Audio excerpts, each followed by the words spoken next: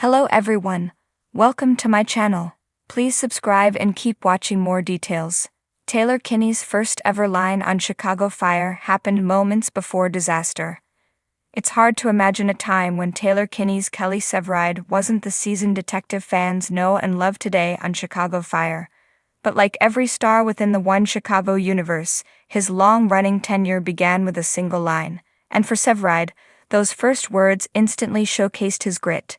The cast of Fire, Chicago Med, and Chicago PD came together in a February 2021 YouTube video to revisit their very first lines, leading to some throwback delights for the One Chicago stars.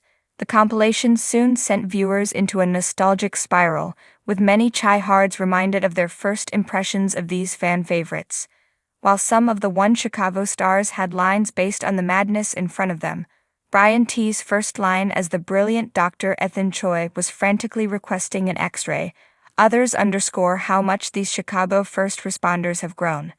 Severide's opening moments in Chicago Fire instantly captured the firefighter's cool confidence that would soon become his hallmark.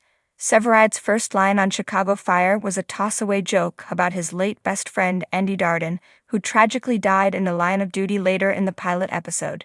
In truth, Severide's first scene is a moment before disaster. Andy makes squad the day I no longer am in charge. Severide teases with his fellow firefighters in the scene, getting a chuckle from his Firehouse 51 buddies. While rewatching the scene in 2021, Kinney couldn't help but note the passage of time, most relatably its impact on his joints. Things hurt a little longer than they used to when that line was first uttered. Kinney teased as another Season 1 clip showed the firefighter heartthrob with no shirt on. Kinney's first line was fairly simple, but it established him as someone worth paying attention to as the firefighters zoomed toward the ill-fated call. While Fire started it all, Chicago PD built on the franchise's momentum thanks to a fearless intelligence unit of compelling characters. In the One Chicago video, Jesse Lee Soffer enjoyed rewatching the former womanizer Jay Halstead in his PD debut. The detective's first line, "Could I please send a couple of Long Island iced teas for the ladies in the corner?" Halstead asked while ordering drinks at One Chicago watering hole Molly's.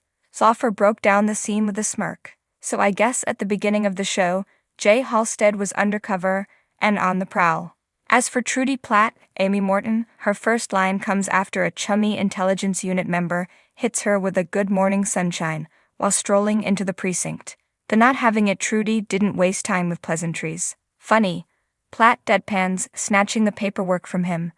As one of the most no-nonsense cops on Chicago PD, Morton's first line perfectly captures her beloved yet barbed sarcasm. Morton commented on how the years have softened Trudy a bit.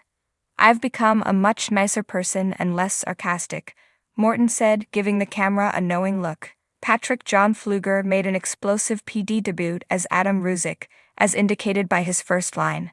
As former intelligence unit lead Alinsky Elias Koteas visited the Chicago Police Academy in search of a passionate young recruit, he walked in on a lesson in which the students were tasked with disarming a suicidal citizen.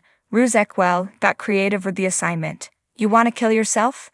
Ruzick screamed at his partner before tackling him and skillfully retrieving the gun. "I'll do it." It's as dramatic a first impression as you get, and it remains one of Pfluger's favorite memories from filming the series.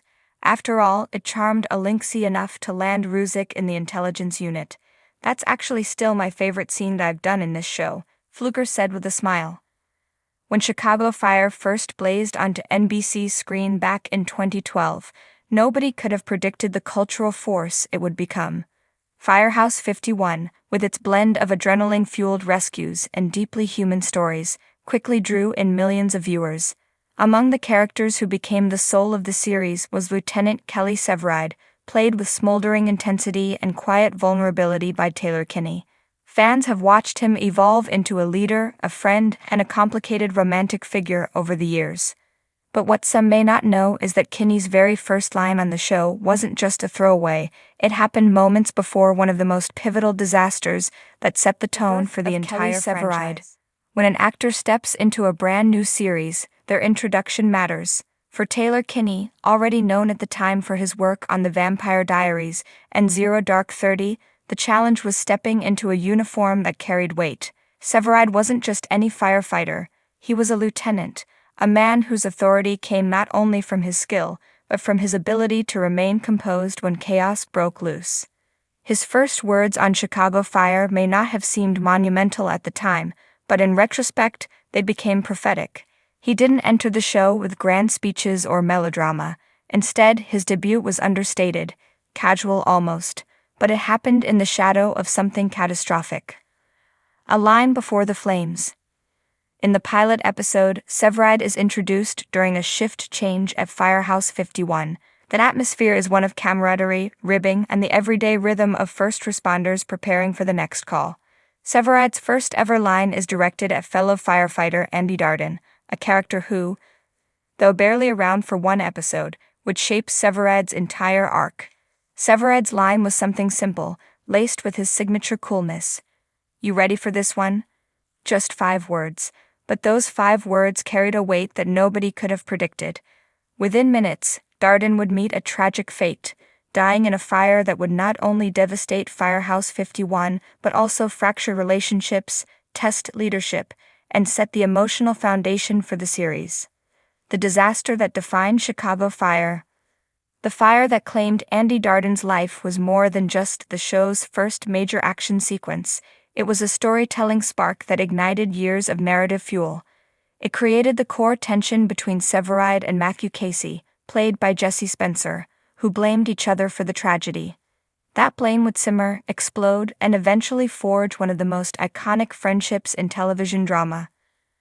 Looking back, Kinney's first line serves as a chilling prelude. It's almost as if Severide, known for his instinct and intuition, sensed the storm that was about to hit.